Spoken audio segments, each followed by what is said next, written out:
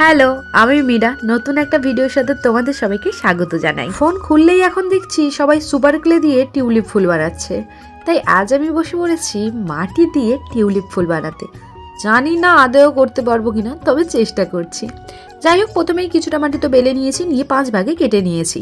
তারপরে একে একে আমি হাতের সাহায্যে ফুলের মাঝের পরাগটাকে করার চেষ্টা করেছি এবং তারপরে বেশ কিছু পাটকাঠি নিয়ে ওই পরাগগুলোকে ভালো করে জয়েন্ট করে দিয়েছি। তারপরে তো একটা চামচের উপরে আমি সুতির কাপড় দিয়ে নিয়েছি এবং তারপরে আগে থেকে করে রাখা মাটির বলগুলোকে দিয়ে আস্তে আস্তে হাতের সাহায্যে আমি টিউলিপ ফুলের পাপড়ি করার চেষ্টা করছি। এক এক করে সবকটা পাপড়ি করা হয়ে গেলে ওই যে আগে থেকে করে রাখা পরাগের গায়ে ভালো করে জয়েন্ট করে দেব। আচ্ছা, তোমরা যদি এই মাটির তৈরি টিউলিপ ফুলের ডিটেলস আরো ভালো করে দেখতে চাও তাহলে কিন্তু চলে যেতে হবে আমার এই চ্যানেলে, কারণ এই রিলেটেড আমি একটা লং ভিডিও পোস্ট করে দিয়েছি, দেখে আসতেই পারো। আশা রাখছি ভালো লাগবে। তো যাই হোক, এখানে তোমার ফুল একদম কমপ্লিট। তারপরে হাত জলের সাহায্যে একটু মসৃণ করে নাও, নিয়ে একটু শুকিয়ে নাও। তো চলো, শুকিয়ে গেছে, এগুলোকে এবার রং করার পালা। প্রথমেই না আমি ভেবেছিলাম ফুলগুলোকে আমি সব হোয়াইট কালার করব, তারপরে ভাবলাম না, নানান রঙের টিউলিপ থাকলে বোধহয় বেশি ভালো দেখতে লাগবে, তাই আমি এখানে নানান রঙেরই টিউলিপ ফুল করে নিচ্ছি।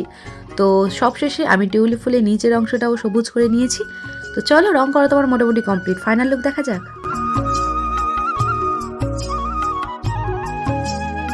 তো এই ছিল আমার টিউলিপ ফুলের ফাইনাল লুক। ভালো লাগলে কিন্তু একটা লাইক ও সাবস্ক্রাইব করতে একদম ভুলো না। আজ আসলাম, বাই।